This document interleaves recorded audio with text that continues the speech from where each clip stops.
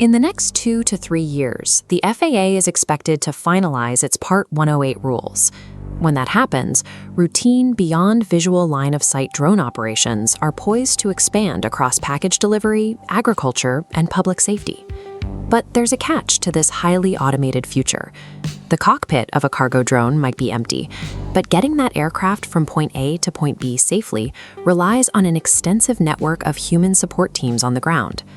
Right now, manufacturers have plenty of vehicles ready to sell, and software teams have the autonomy stacks built.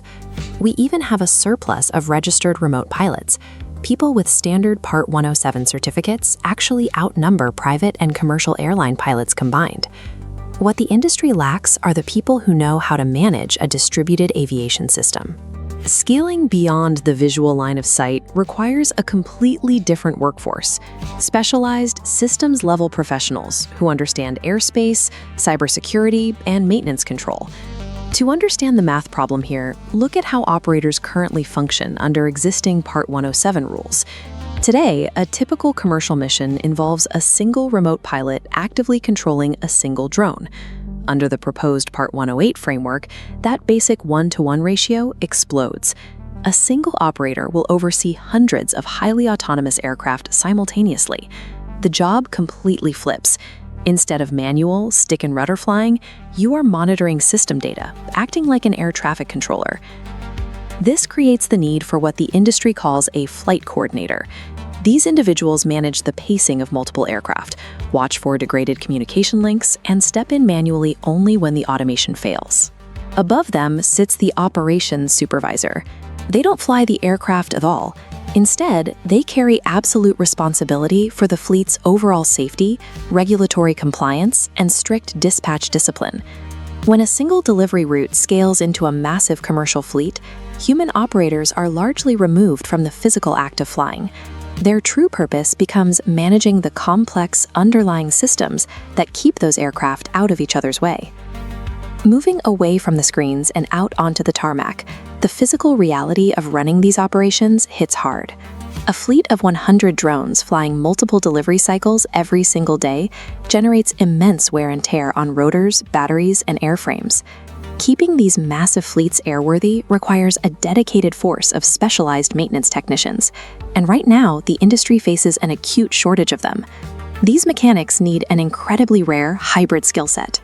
They have to understand physical composite airframe repair, complex electronics troubleshooting, and how to accurately interpret hundreds of lines of autopilot data logs.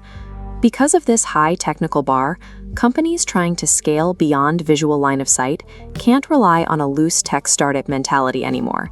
They are forced to build highly formal aviation architectures to meet strict federal oversight.